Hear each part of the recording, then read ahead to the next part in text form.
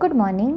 TYBA paper number 506 પ્રશ્નપત્રનું નામ છે ગુજરાતી સાહિત્યનો ઇતિહાસ ભાગ 1. એમાં એકમ નંબર 2નો પહેલો પ્રશ્ન છે કે સુધારક યુગના ઘડતર પરિબળો જણાવો. હવે આ પેપરની અંદર એકમ નંબર 1ની અંદર જે તમારા બે પ્રશ્ન છે કે અર્વાચીન ગુજરાતી સાહિત્ય એટલે શું અને મધ્યકાલીન ગુજરાતી સાહિત્ય એટલે શું, તેના બંને વચ્ચેના ભેદક લક્ષણો એના વિશેની ચર્ચા આપણે અગાઉના વિડીયોમાં કરી લીધી. અને એ જ એકમનો જે બીજો પ્રશ્ન છે કે અર્વાચીન ગુજરાતી સાહિત્યના ઘડતર પરિબળો જણાવો, એ પ્રશ્નની પણ ચર્ચા આપણે અગાઉના વિડીયોની અંદર કરી લીધી છે. એટલે આ પેપરનો તમારો એકમ નંબર 1ના બંને પ્રશ્નોની ચર્ચા અને એના વિડીયો બંને અપલોડ થઈ ગયા છે. હવે આ જ પ્રશ્નપત્ર એટલે કે પેપર નંબર 506નો એકમ નંબર 2નો પહેલો પ્રશ્ન છે કે સુધારક યુગના ઘડતર પરિબળો જણાવો. એટલે તમને બધાને ખબર છે કે સિલેબસના ચર્ચા પણ આપણે કરી દીધી છે. અને એકમ નંબર 2ની અંદર તમારે અર્વાચીન ગુજરાતી સાહિત્ય જેમ 4 યુગની અંદર વિભાજિત થયેલું છે.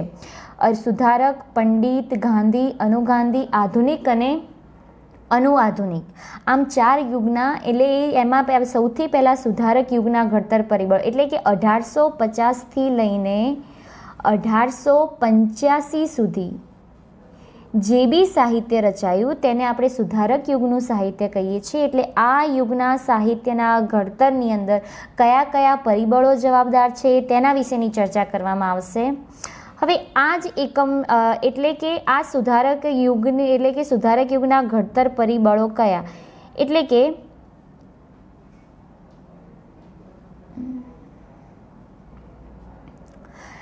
કે સુધારક યુગ એટલે તમને બધાને ખબર છે કે જેમ મધ્યકાલીન ગુજરાતી સાહિત્ય એટલે શું, એટલે કે 1850થી મધ્યકાલીન ગુજરાતી સાહિત્ય એટલે કે તમે નરસિંહથી દયારામ સુધીનો જે સમયગાળો છે એને તમે મધ્યકાલીન ગુજરાતી સાહિત્ય કહો છો, બરાબર. પણ મધ્યકાલીન ગુજરાતી સાહિત્ય બે તબક્કાની અંદર વહેંચાયેલું છે, હેમચંદ્રાચાર્યથી નરસિંહ અને નરસિંહથી દયારામ.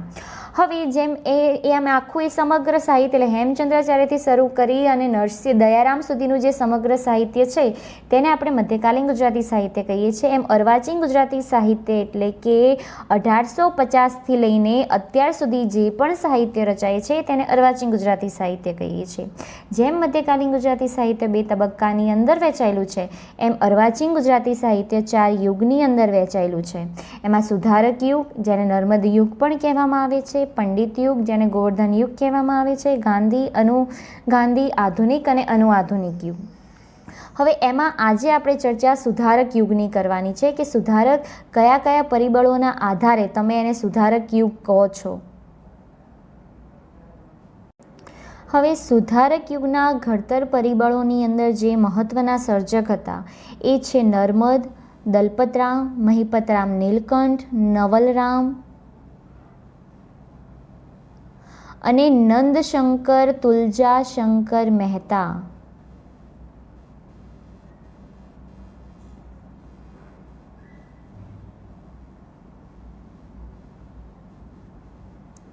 આમ સુધારક યુગના 5 મહત્ત્વના સર્જક નર્મદ, દલપતરામ, નવલરામ, નંદશંકર, તુલજાશંકર મહેતા, આ 5 સર્જકો સુધારક યુગના સૌથી મહત્ત્વના સર્જકો છે. હવે આ યુગને શા માટે સુધારક યુગ કહેવામાં આવે છે એટલે કે 1850થી લઈને 1885 સુધીના સમયગાળાની અંદર જે બી પ્રવૃત્તિ થઈ અથવા તો જે બી સાહિત્ય રચાયું એ સુધારાવાદીવાળું સાહિત્ય રચાયું. એના કારણે સાહિત્યની અંદર એટલે કે સમાજની અંદર જે રૂઢિચુસ્ત માન્યતાઓ છે, જે અંધશ્રદ્ધા છે, જે વહેમો છે તેને દૂર કરવાનું કામ આ સુધારક યુગના સર્જકોએ કર્યું છે. અને એ જ યુગની અંદર સૌથી મહત્ત્વનો ફાળો નર્મદનો છે. એટલે કે માટે એ યુગને નર્મદ યુગ પણ કહેવામાં આવે છે કેમ કે સુધારાવાદી પ્રવૃત્તિનો પહેલો પ્રણેતા નર્મદ છે. હવે સુધારક યુગ એટલે શા માટે સુધારક યુગ કહેવામાં આવે છે એટલે કે મધ્યકાલીન ગુજરાતી સાહિત્યની અંદર એટલે કે જે પરંપરા હતી, ધારો કે બાળકીને દૂધ પીતી કરવી, સતી પ્રથા, સ્ત્રી કેળવણી, બાળ વિધવા લગ્ન કે વિધવા પુનઃ લગ્ન, આ બધી જે રૂઢિચુસ્તતા હતી કે વિધવાઓ ફરીથી લગ્ન ન કરી શકે કે નાની છોકરીઓના નાનપણની અંદર જ લગ્ન કરી દેવામાં આવે. એના પછી જે આપણે સ્ત્રી કેળવણી કે સ્ત્રીઓને શિક્ષણ આપવામાં નહોતું આવતું હતું, ભૂત નિબંધ વિશે, ભૂતો વિશેની જે અંધશ્રદ્ધા છે, આ બધી જે લોકોને સુધારવાનું કામ આ સર્જકોએ કર્યું છે. એટલે એ સમયની અંદર સૌથી મહત્ત્વનું કામ શું હતું? સાહિત્યનું. અર્વાચીન ગુજરાતી સાહિત્યના ઘડતર પરિબળોની અંદર આપણે ચર્ચા કરી લીધી કે અંગ્રેજો ભારતમાં આવ્યા એના કારણે સૌથી મહત્ત્વનું કામ એ થયું કે એ લોકોએ મુદ્રણ યંત્રની શોધ કરી અને મુદ્રણ યંત્રની કારણે મુંબઈની અંદર પહેલું છાપખાનું છપાયું, એટલે કે છાપખાનું નંખાયું અને એ છાપખાનાની અંદર પ્રિન્ટિંગ પ્રેસની એ પ્રિન્ટિંગ પ્રેસની અંદર સૌ પ્રથમ સાહિત્ય એટલે કે પુસ્તક સ્વરૂપે આપણને પ્રાપ્ત થયું. અત્યાર સુધી મધ્યકાલીન ગુજરાતી સાહિત્ય આપણને હસ્તલિખિત સ્વરૂપે પ્રાપ્ત થાય છે, પણ પહેલી વાર અને આ જે સર્જકોએ, સુધારક યુગના સર્જકોએ જે સાહિત્યનું સર્જન કર્યું એ સાહિત્ય એ લોકોએ છાપખાના અને પ્રિન્ટિંગ પ્રેસની અંદર છપાવવામાં આપ્યું અને પુસ્તક સ્વરૂપે સાહિત્ય બહાર આવ્યું અને એના કારણે લાઇબ્રેરી ગ્રંથાલયની સ્થાપના થઈ અને લોકો સુધી એ સાહિત્ય પહોંચ્યું. એટલે કે સાહિત્ય દ્વારા લોકોને સુધારવાનું કામ આ સર્જકોએ કર્યું છે અને એના કારણે લોકો સુધર્યા છે, માટે આ યુગને સુધારક યુગ પણ કહેવામાં આવે છે. તમને બધાને ખબર છે કે 19મી સદી એટલે કે અંગ્રેજોના આગમનના કારણે જે બી અંગ્રેજોના સંપર્કના કારણે જે બી સાહિત્ય રચાયું અને એ બી અર્વાચીન ગુજરાતી સાહિત્ય અંગ્રેજોના સંપર્કના કારણે નવો ઘાટ ઘડાયો છે. એટલે કે નવી રચના એની અંદર આ સ્થાપી છે અને નવા સ્વરૂપનું આપણને સાહિત્ય પ્રાપ્ત થાય છે. એના કારણે કે 19મી સદીની અંદર અંગ્રેજોના સંપર્કના કારણે વધારો થયો અને પ્રાદેશિક ભાષાઓ જેમ ગુજરાતી ભાષા પશ્ચિમી અસરો હેઠળ આવી અને વધુમાં પશ્ચિમી ભણતર, સંસ્કૃતિ વગેરેના પ્રભાવથી સ્થાનિક સંસ્કૃતિમાં પણ પરિવર્તન આવવા લાગ્યું. એટલે કે 19મી સદીની અંદર અંગ્રેજો વધારે સંપર્કમાં આવ્યા. એટલે કે એ સમયગાળાના સર્જકોની અંદર સૌથી વધુ સંપર્કની અંદર અંગ્રેજો આવે છે અને અંગ્રેજોના સંપર્કના કારણે મેં તમને પહેલાં બી કીધું તો આપણે જ્યારે પેપર નંબર 509ની ચર્ચા કરી હતી એમાં આપણે સોનેટ સ્વરૂપના ઉદ્ભવ વિશે ચર્ચા કરી હતી અને આની અંદર પણ કે જ્યારે અર્વાચીન ગુજરાતી સાહિત્ય અને ઘડતર પરિબળોની ચર્ચા કરતા હતા એમાં પણ આ ટોપિક આવી ગયો છે કે અંગ્રેજોના સંપર્કના કારણે ગુજરાતી ભાષા નવી વિકાસ અને નવા સ્વરૂપના પટ ઉપર આવે છે ને. મધ્યકાલીન ગુજરાતી સાહિત્ય જેમ નાની સરિતા સમાન હતું એમ અર્વાચીન ગુજરાતી સાહિત્ય આખા સમુદ્ર સાગર સમાન છે.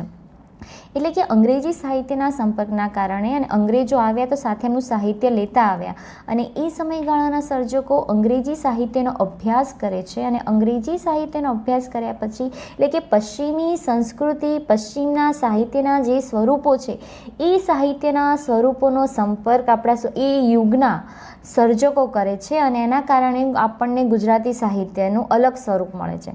ધારો કે ગુજરાતી સાહિત્યની પ્રથમ નવલકથા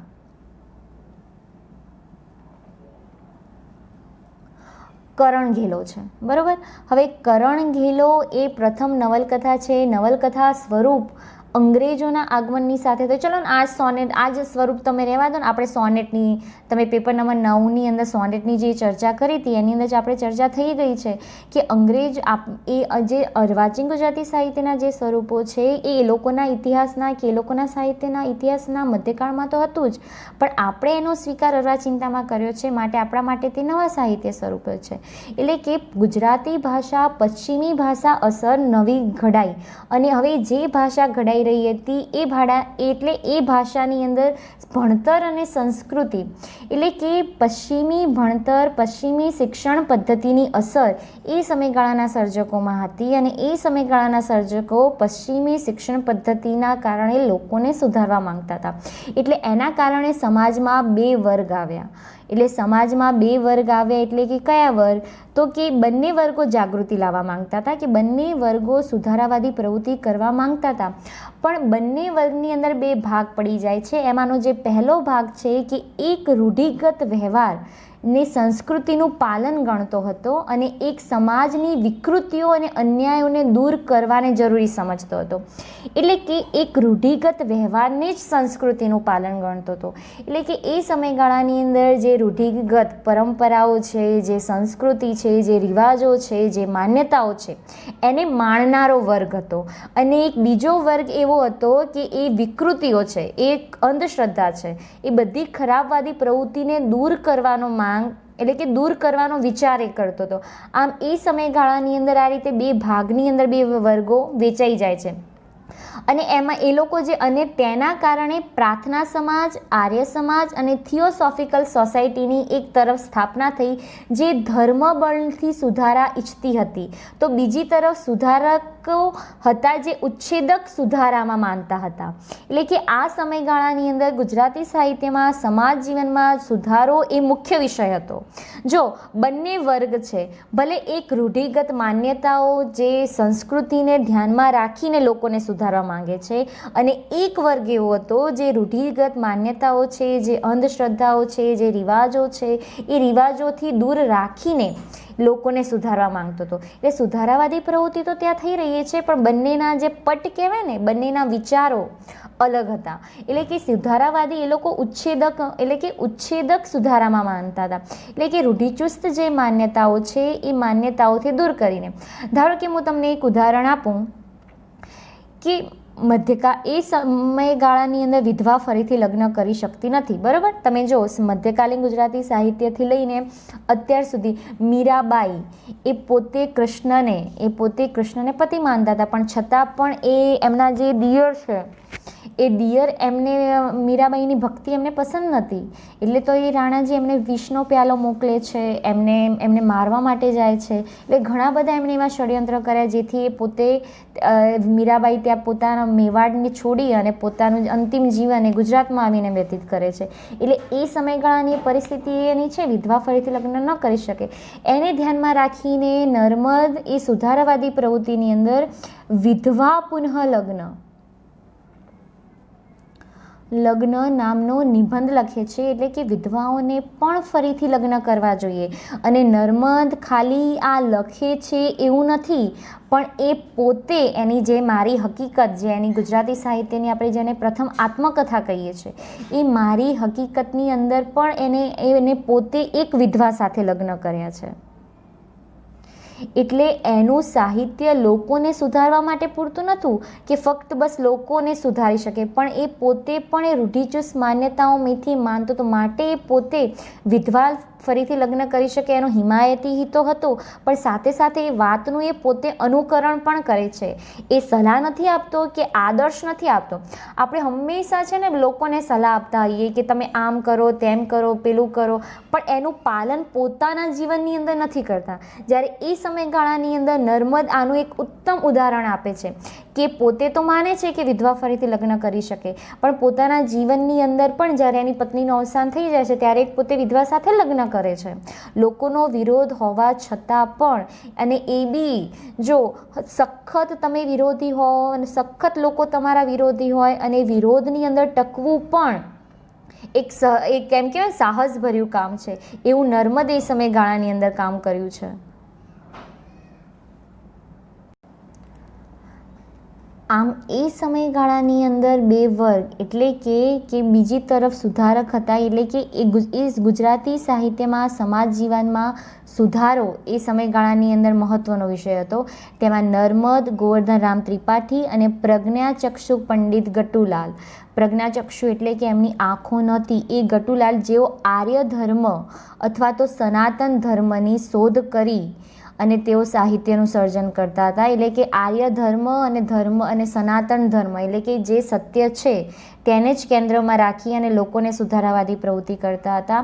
તો એક એમના તદ્દન વિરોધી હતા, રમણભાઈ નીલકંઠ છે, નરસિંહરાવ દિવેટિયા છે અને કાંત છે, જે હંમેશા ઉચ્છેદક એટલે કે આ બધા ધર્મને એ બધાને સાઈડમાં રાખીને જે સત્ય છે અને એ બી પોતાનું સત્ય એકદમ અડગ સાથે કહી શકે તે રીતે પોતે સુધારાવાદી પ્રવૃત્તિ કરતા હતા.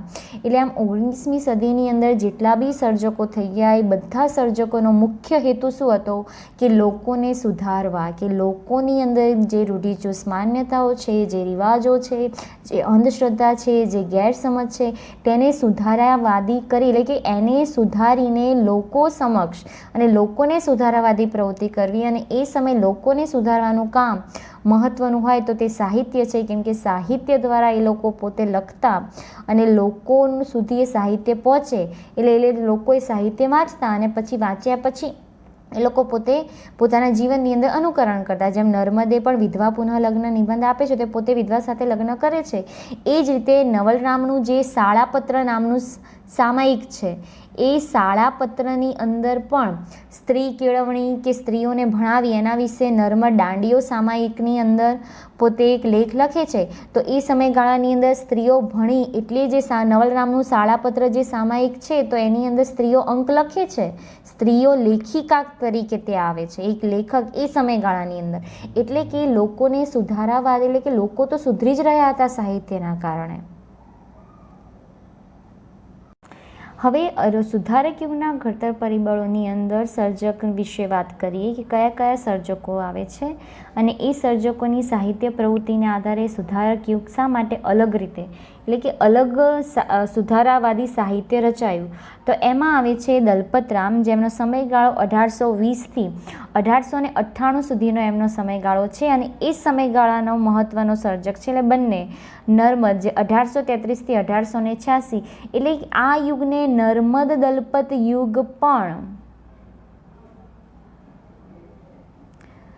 નર્મદ દલપત યુગ તરીકે પણ ઓળખવામાં આવે છે. અને આધુનિક ગુજરાતી સાહિત્યના નવા પ્રણેતા અને જે ગુજરાતી સાહિત્યને નવા જ પંથ ઉપર લઈ જનાર જો કોઈ મહત્ત્વના સર્જકો હોય તો તે નર્મદ અને દલપતરામ છે. એ બંનેના નામ ઉપરથી પણ આ યુગનું નામ એટલે કે નર્મદ દલપત યુગ તરીકે પણ ઓળખવામાં આવે છે, કેમ કે આ યુગના સૌથી મહત્ત્વના સર્જક નર્મદ અને દલપતરામ છે. માટે આ યુગ પરના એ બંને સર્જકોના નામ ઉપરથી સુધારક યુગને દલપત નર્મદ અથવા તો નર્મદ યુગ તરીકે પણ ઓળખવામાં આવે છે. હવે દલપતરામે જે અંગ્રેજ અધિકારીને અત્યાર સુધી જો આપણે ચર્ચા કરીએ કે અંગ્રેજોના કારણે ગુજરાતી ભાષા ઘડાઈ, અંગ્રેજોના કારણે નવા સાહિત્ય સ્વરૂપો આવ્યા, અંગ્રેજોના કારણે મુદ્રણ યંત્રોની શોધ થઈ, એના કારણે છાપખાના એટલે મીન્સ છાપખાના સ્થપાયા. આમ અંગ્રેજોના આગમનના કારણે ભલે એ લોકો ગુલામ બનાવવા માટે આપણને આવ્યા હતા, પણ ગુજરાતી સાહિત્યને સૌથી વધુ લાભ થયો છે. અને દલપતરામે જે અંગ્રેજ અધિકારીના પ્રેરણાથી જે એલેક્ઝાન્ડર ફાર્બસ કિનલોક એમની પ્રેરણાથી દલપતરામે સાહિત્ય લખવાની શરૂઆત કરી અને એમની પ્રેરણાથી દલપતરામ સાહિત્ય લખે છે. અને આ સર્જકે ફાર્બસ ગુજરાતી સભા જે છે એ આખી ગુજરાતી સભાનું નામ એ ફાર્બસના નામ ઉપરથી આખી સભાનું નામ આપવામાં આવ્યું છે. એટલે કે દલપતરામને લખવા માટે અને સુધારાવાદી પ્રવૃત્તિઓના જે પ્રણેતા એ લોકોને પ્રેરવા માટે પણ આ અંગ્રેજ અધિકારીનું સૌથી મહત્ત્વનું યોગદાન છે. હવે દલપતરામે જે વીર ચરિત્ર અને તેમની આનંદી અને વિનોદી એટલે કે એમને જે વીર ચરિત્ર એટલે જો ચરિત્ર સાહિત્ય મેં પહેલાં બી કીધું છે કે આત્મકથા, જીવન ચરિત્ર, આત્મકથા એટલે કે બીજા પોતાના વિશે જ લખવું. ધારો કે નર્મદે મારી હકીકત આપી તો નર્મદે પોતાના જીવન વિશેની આત્મકથા એટલે હું મારી રીતે મારા જીવનનું કથન કરી રહી છું, એને આત્મકથા કહેવામાં આવે. પણ જીવન ચરિત્ર એટલે કે બીજાના જીવનનું ચરિત્ર તમારે પ્રતિપાદિત અથવા તો તમારે એને બીજાનું જીવન પ્રતિબિંબ બતાવવાનું છે. ધારો કે આપણે જે મહિપતરામ નીલકંઠ અર્વાચીન ગુજરાતી સાહિત્યના ઘડતર પરિબળોની અંદર આપણે ચર્ચા કરી હતી ને કે ગુજરાતી સાહિત્યની આમ પ્રથમ આત્મકથા મારી હકીકત કરતાં મહિપતરામ નીલકંઠે જે પોતાના આપણે દુર્ગારામ ચરિત્ર જે કૃતિ લખી છે એ મહિપતરામ નીલકંઠે દુર્ગારામના જીવન ઉપર ચરિત્ર લખ્યું છે.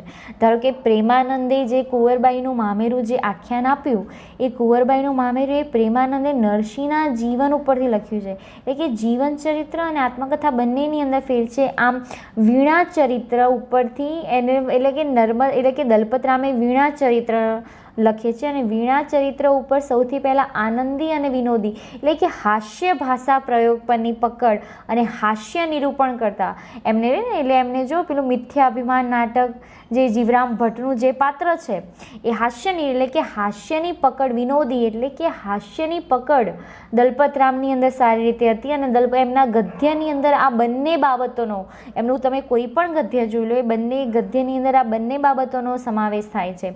અને આ ગદ્ય નાટકની અંદર એમને જે કહેવાય ને લક્ષ્મી નાટક છે, મિથ્યાભિમાન છે, સ્ત્રી સંભાષણ છે, તાર્કિક બોધ દેવદર્પણ યજ્ઞ, ભૂત નિબંધનો પણ સામેલ કરવામાં આવે છે. અને પદ્યની અંદર કયા કયા સ્વરૂપોનો સામેલ કરવામાં આવે છે? તો જો ઋતુવર્ણન, ધર્મ, ઈશ્વર સંસ્થા, સુધારા અને દેશોદ્ધાર. જો એમનું સાહિત્ય સર્જન પણ જુઓ કે લોકોને સુધારવા માટેની પ્રવૃત્તિ છે. ધારો કે લક્ષ્મી નાટક છે, તો લક્ષ્મી નાટકની અંદર એ છે કે કેવી રીતે લક્ષ્મી નામની છોકરીને નાનપણની અંદર લગ્ન કરી દેવામાં આવે છે અને લગ્ન પછી એની કેવી દુર્દશા થાય છે તેના વિશેની વાત છે. મિથ્યાભિમાનની અંદર પણ કે લોકમિથ એટલે કે જે મિથ્યા છે કે એનું જે વસ્તુ તમારા માટે તમારા અંદર જે વસ્તુ છે જ નહીં અને એનું પણ ખાલી અભિમાન કરવું જોઈએ. જીવરામ ભટ્ટ પોતે રતાંધળા હતા, પણ એટલે કે સંધ્યાના ટાઈમે પોતે આંધળા થઈ જતા, પણ એ વાત એ પોતે સ્વીકારવા તૈયાર નથી અને લોકો સુધી પણ એ વાત પહોંચાડવા નથી. એટલે આવા બધા પરિસ્થિતિ, એટલે આવા બધા પાત્રો એ સમાજની અંદર લેતા. અને મેં તમને પહેલાં જ કીધેલું છે કે કોઈ પણ સાહિત્ય હોય એ સાહિત્ય જે તે સમાજ અને લોક સંસ્કૃતિનું પ્રતિબિંબ હોય છે. એટલે સુધારક યુગની અંદર બી જે સાહિત્ય રચાયું લોકો આવા હતા અને લોકોને સુધારાવાદી વાળી પ્રવૃત્તિ, એટલે કે લોકોને સુધારવા માંગતા હતા, માટે એ બધું સુધારાવાદી સાહિત્ય છે. હવે એ જ રીતે દલપત પિંગળ અને હોપ વાચનમાળા. આ જો ગુજરાતી સાહિત્યનું પ્રથમ કરુણ પ્રશસ્તિ નાટક, પ્રથમ કરુણ પ્રશસ્તિ કાવ્ય